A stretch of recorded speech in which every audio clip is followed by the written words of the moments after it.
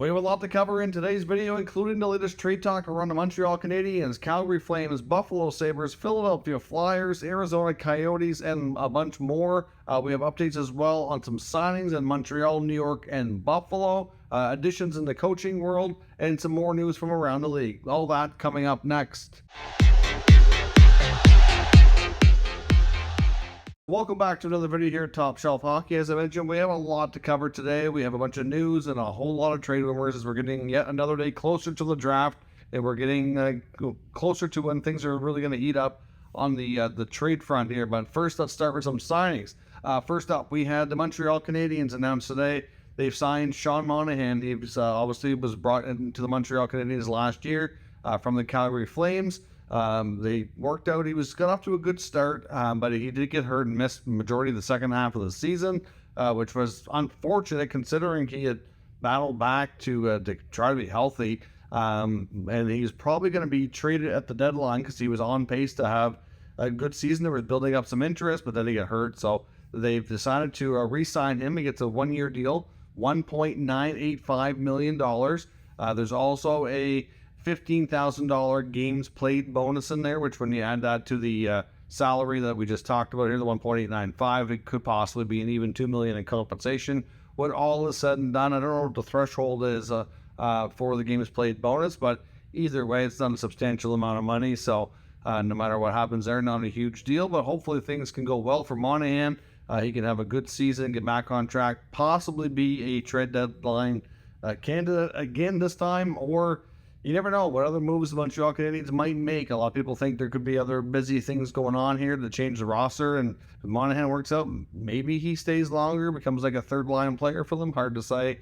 Either way, they got options, and we'll see if he can finally bounce back and have a full, healthy season. The Buffalo Sabres today also re-signed longtime forward Zemgus Girgensons. Girgensons is going to get another one-year deal, $2.5 million in compensation on that one, so not a huge shocker. I know the Sabres and Girgensons have a good relationship. He's been there for quite a while.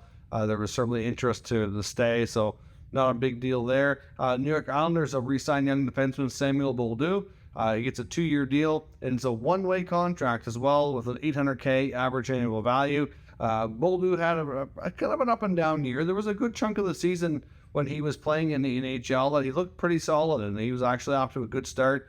But as the season went on later in the year, and even in the playoffs, he kind of looked a little overwhelmed, and certainly looked like he was kind of overmatched in a lot of cases. So certainly, nothing to be too worried about. Young defenseman learning his craft at the NHL level. I still think there's a lot of potential there. Clearly, the Islanders and the management there still feel there's a lot of potential. And giving him a one-way deal tells me that they are expecting him to compete for a full-time roster spot next year. Not a guarantee it's going to happen. At least the good news is with $800K average value, if he does go through waivers and go to the minors, that he can have the full salary buried down there. But at the end of the day, I think there's a good chance he'll be in the NHL more often than not. There's still some uncertainty. We don't know what's going on with Scott Mayfield, if he'll be back or not.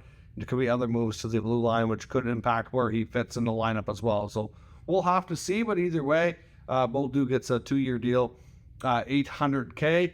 We also learned today that the New York Rangers are adding a new member to their staff as an assistant coach, and the newly hired Peter Laviolette, and that is Michael Peca. So a little weird to see a former New York Islander head coach and, of course, a former New York Islander player and captain be both behind the bench there. So Peca joins the staff as an assistant to Laviolette. So obviously we'll see how things work out. I think Peca long-term has aspirations to be an NHL head coach, which I think he's progressing towards being sometime down the road.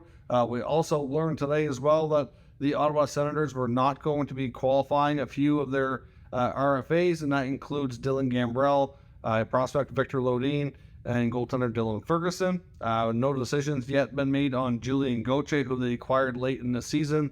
That's to be determined, but players like Shane Pinto, Eric Brandstrom, Jacob Bernard-Docker, Igor Sokolov, and goalie Kevin Mandolese will all be getting their QOs and be re-signed to the Sens. We also had a couple of players on unconditional waivers today for the purpose of some buyouts. So a couple more buyouts going through here today, both in Arizona, which I think kind of caught people by surprise in the beginning. I guess when you think of the Coyotes and the fact that they're trying to spend as little as possible. You could say they're going to get to the cap floor, but at the same time, the amount that's going on in actual dollars is not something that's going to be overly any higher than it needs to be. And we know that they're not, the most concerned right now with being super competitive as they go through this phase at Mullet Arena while they're trying to figure out a long-term new home, hopefully somewhere in the desert after the Tempe Arena deal fell through. But to hear buyouts coming from Arizona was mildly surprising. But at the same time, I guess if you think about it, on the other news we heard today, it kind of makes sense. So they're buying out forward Zach Kassian, of course, who they picked up before from the Edmonton Oilers. He had 1 year left at $3.2 million. And they're also buying out defenseman Patrick Nemeth, who had 1 year left at $2.5 million. The Kassian buyout saves them $1.6 million in cap space, and the Nemeth deal saves them $2.3. They do have additional cap hits that they'll have to deal with next year. Kassian's cap hit next year will be $766, and Nemeth will be $1.16. So we'll have like $1.8 almost and change of dead cap space next season, which won't be too big a deal. The cap's supposed to rise a fair bit, and not like they're going to likely be a cap team anyway, so that's not a big deal. However, we did also learn, I know Craig Morgan, the main beat writer for the Coyotes, made mentions on a couple of programs today that Patrick Nemeth was kind of viewed upon as basically being a depth defenseman, a 6'7" guy, and just wasn't, not that they didn't like the defenseman, but they didn't like the contract, and Zach Kassian just wasn't adding anything.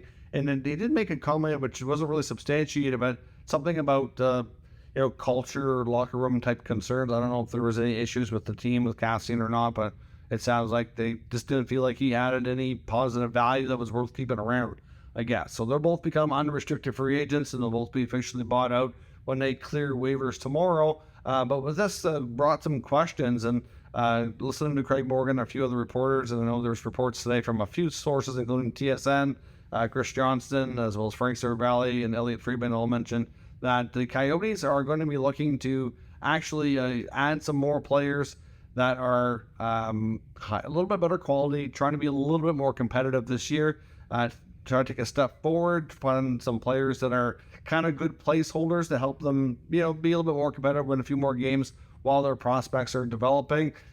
Sounds to me like they're getting some pressure from some of the players that are going to be remaining there, that they don't want to be, where they were last year. They want to take a step forward and start building something here. So you're looking at players like Lawson Krause, Nick Schmaltz, Clayton Keller, who we've all heard have been, concerned about the direction of the team, concerned about the future of the potential arena and where all that's going. And at this point, it sounds like that unless those players come out and specifically ask to be traded, that they probably won't be. They'll take those players and they're going to add some more, a little bit better quality. They're not going to be spending to the cap or anything, but they'll look for some teams to maybe, if they're having some cap issues, have a decent player to move that they can't keep, then the Coyotes will be in the mix on those. So they're not going to be in the mix on taking bad contracts for the sake of getting additional draft picks or other compensation in regards to that. So they'll be looking to take advantage of other teams' cap situations, but not for the reasons that they used to. A little bit different approach here in Arizona moving forward. Now, onto some other trade talk around the league. All kinds of teams that are rumored to be busy here, including Philadelphia. Newly appointed GM Daniel Briere, apparently, according to Frank Cervelli, has been aggressively working the phones and having all kinds of conversations. He's got several players they've been having conversations around that are in the mix here, possibly being traded. He does have his trade bait board updated, and there are 6 Philadelphia Flyer names on this list, some higher than others, but that list includes Kevin Hayes, Travis Konechny, Scott Laughton, Tony DeAngelo, Carter Hart, and defenseman Travis Sanheim. Sanheim's pretty low on the list, so I think they'll listen and they'll certainly, will entertain the possibility of trading him, but I don't think he's as big of a priority for them to move out. Sounds like Hayes is the top priority. I would say that DeAngelo is probably fairly high for them to move on from as well. And then when it comes to Konechny, Laughton, Hart, I think they're open to it. They certainly have lots of inquiries, and I think it really just boils down to what the offers are. If they get good enough offers that they just feel like they can't pass up, then they'll probably do it. Otherwise, I would suspect that there's a chance they may not be moved. They're just not as likely. Cervelli did make mention that reportedly here that Briere was really close to striking a trade for Kevin Hayes, in the last couple of days. I'm not sure what team, he didn't say, but that goes to show you the conversations are certainly taking place and heating up. I know there was a lot of talk before about Hayes to the Columbus Blue Jackets. Based on the other additions they've made, I think that's maybe a little bit less likely now.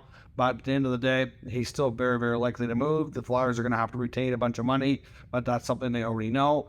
Travis Konecny apparently has been getting a lot of interest. I know one team that keeps being mentioned about Konecny is the Edmonton Oilers. Hard to say if they can strike a deal there, but certainly not the only team that's interested. I think Konecny's a pretty solid player that a lot of teams would be interested in having if they can work out a deal. But so far, the Oilers are the main team is mentioned. Scott Lawton, there was reported interest previously from Ottawa, Toronto, and I think a few others. Carter Hart, I know Ottawa was linked to him as well. But at the same time, I believe the Sens had some of their media deny that after talking to management. They didn't release publicly. They're saying that they were not engaged in trade conversations for Carter Hart. Doesn't mean they wouldn't have interest, but just means at this point, probably fair to say that they haven't had official conversations, but that doesn't mean anything. Like usually a lot of these rumors are get started just from having team sources indicate that they're interested. Doesn't mean that they've gone far with anything like that. Now, another team to watch here as well, besides Philly, is the Buffalo Sabres.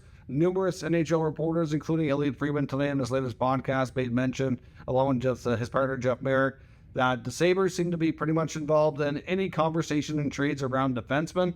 They're really pushing hard and aggressively to add another top four defenseman to work with Rasmus Dahlin, Owen Power, and Mikael Samuelsson.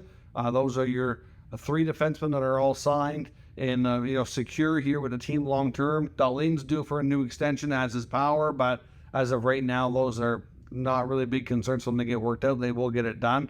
And Samuelson's already extended out long term, so they want to add one more. They were one of the teams that were very interested in Jacob Chychrun before he was traded to Ottawa last year. So I know a team that they're looking at is Calgary and Noah Hanifin.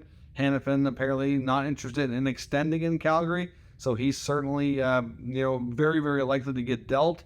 Flames feel like they can get a pretty good return, probably a first-round pick and maybe something else along with it for the services of Hanifin on a one-year term left and possible extension that could be worked out for him as well. So the Sabres would be in on him, but he's not the only one. Like I said, any team that has a good top 4D that might be available for trade, the Sabres are having conversations. It also sounds like they might be willing to go into next year with three goaltenders, including Levi, Ukko-Pekka Luukkonen, and Comrie. I wondered if they might move Comrie. I know Les Lazowski on the Jeff Merrick show today made mention that he doesn't think they will, that they'd like to keep him if they could and try to squeak him through waivers to be their third goaltender, with a lot of teams this year experiencing goaltender injuries and needing a reliable third guy to have in your minor league system that can be called up, that they kind of hope he could maybe be that guy and might run, as long as the training camp goes well, run with a younger tandem of UPL and Levi. So we'll see where that goes.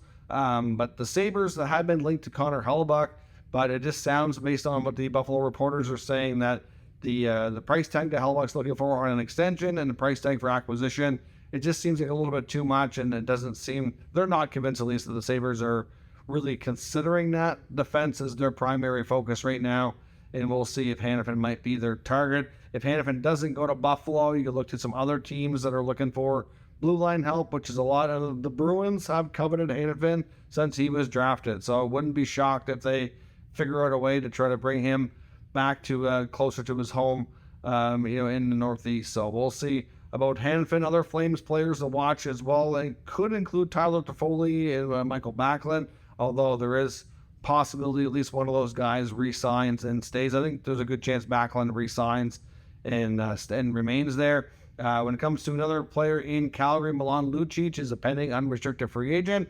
Reports indicate that the Flames have given Lucic and his agent permission ahead of time to speak with other teams about contracts. So that tells us that he will not be brought back to Calgary. And if they can figure out something ahead of time and maybe get something small in return for trading his rights, then they'll certainly do that ahead of the July 1 opening day of NHL free agency. Another team, when it comes to Connor Hellebuyck, was mentioned, the Sabres on TSN Insider Trading tonight. They talked about the Devils being very interested in Hellebuyck's services, which could be possible good return for Winnipeg if they were to strike a deal. The Devils have some interesting players. They have a goalie that they could include between They probably would try to push Blackwood on them. I'm not sure if that'd be interesting to Winnipeg. I mean, I guess maybe not.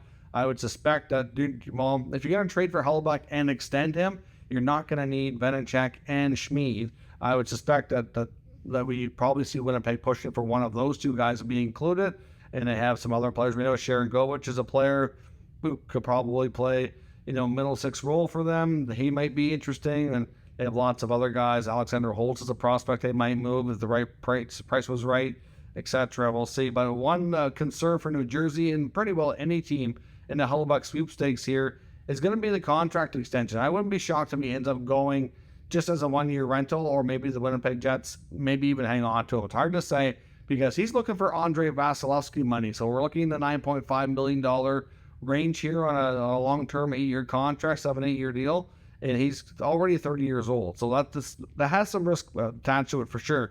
I mean, is Hellebuyck justified in asking for that? I think he is to a degree. He's been a arguably top 5, top 6 goaltender for a number of years. Vezina Trophy finalist numerous times. One of the top goalies in the league looking to get paid like one, and I think he's got every right to ask for that. It's just a lot and a big pill to swallow for a lot of these teams with their cap situation. So the Devils very interested in the player. They're definitely concerned about the contract demands that he's going to be looking for. So it's, iffy if they can reach a deal there.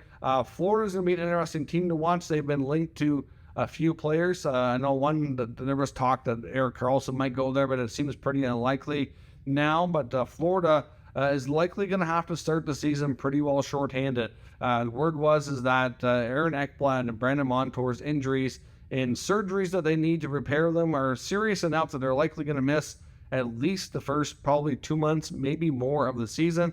You're looking at potential 4 to 6 month recovery times for each player, which could put them, anywhere from November to January, just depending on how the recovery goes and everything. So you're looking at least October, probably November, maybe longer for one or both of these guys to be out. So word is that they're looking forward to add a defenseman or two that is, you could say, somebody who wants to bet on themselves and maybe who they can sign cheap, but who can outperform that contract and give an opportunity to, because they're going to have some higher spots in the lineup that need to be filled. And, they'll have to, reslot them in the lineup later on once these guys come back. But I think you're looking at players like maybe Oliver Ekman-Larsson, who just got bought out in Vancouver. He's going to be looking to redeem his career. He'd probably sign cheap and maybe could outperform that. Maybe a guy like Matt Dumba in Minnesota. He's not going back there, and he certainly didn't have a great season. I think his UFA value is not going to be anywhere what he was hoping it would be. So he's probably going to have to sign fairly cheap. John Klingberg again, like he did last year, another possibility. So wouldn't be shocked to see Florida go after guys like that and add at least one to their lineup. Of course, they have Radko Gudas as a UFA as well, and I'm not sure what the status is on that on that front here right now. And another one to watch, of course, we've been talking about. I know a lot of people are tired of hearing it, and I'm kind of tired of talking about it to some degree. It's been forever. But on the Pierre-Luc Dubois front, I know he's been mentioned here again. Habs writer Arpon Basu, a recent article in The Athletic, was talking about what he feels Montreal would like to send as a package to Winnipeg to make this happen. They've made it clear that they're not paying what they would refer to as a ransom. Yes, Dubois' preferred destination is Montreal. There's no doubt about it. But they're not the only team in the mix. It has been confirmed by numerous reporters, including tonight on TSN Insider Trading. Darren Dreger mentioned it's not even a 2-horse race, because I know there's a lot of chat about the LA Kings lately, and they're very much interested too. But Montreal and LA are not the only teams. There is a few other teams kicking around there as well that are very interested if Dubois would sign with them long term. And at this point, the offer, though, from Montreal that they would prefer to build around is a package of Christian Dvorak, Josh Anderson, and a prospect. Would Winnipeg take that? I don't know, because obviously Dvorak's a center. He's not really not a top center for sure, more of a middle six center, probably a third line guy on a lot of teams, maybe a second line guy in the right scenario. Josh Anderson can be a top 6 player for sure. And of course, the prospect, I don't know what prospect it would be. The Habs do have a lot of interesting ones. They could probably give them a prospect that they would find interesting for sure. I would assume if they're getting Dvorak and Anderson, that they'd be looking at a D prospect. And the Habs do have enough of those guys too. So I don't know if that would be enough to get it done. But like we said before, I've been saying forever, Montreal is not going to overpay here. They know they have all the leverage. At the end of the day, if another team wants to offer a bigger package to the Jets and they trade him somewhere else, so be it. But if Dufour really, really, really, really wants Montreal, and these other teams in the mix are probably not going to get him to agree to a long-term contract. And if he doesn't agree to a long-term contract, he's just going to hurt his value, and Winnipeg's going to get even less. So I'd say at the end of the day, I still think they're coming back. Probably going to end up working out something with Montreal because he'll sign with them. But there's been reports that he wants like $9 million a year in a long-term deal. And is Montreal going to want to do that? I don't know if their appetite is that ambitious here. They certainly like the player. They'd like to have him. They don't want to overpay to get him. And I don't think they want to overpay on a contract. So, for a player who's, yes, he's a real good player. He's still in the prime of his career, still a young man. But, he's not consistently been even a 70-point player yet. And he's already looking for that kind of money. That's a little rich, I think. I think he's going to have to come down on his price tag a little bit, be a little bit closer to the Suzuki and Caulfield contracts to get it done. Would he take less to go to Montreal if that's really where he wants to be, like he's been saying for so long? Only time will tell. We shouldn't be too far away from finding out the answers to a lot of these questions. And hopefully some of these questions we can move on from and have new things pop up that we can talk about. That'll be the top headlines across the NHL. That's all your news and notes for today. Let me know your thoughts on them down in the comments. We'll discuss further. If you're new to the channel, make sure you subscribe and stick around. We'll keep you up to date with all the latest news, rumors, and analysis of all 32 NHL teams. Thank you for watching, and I'll catch you next time.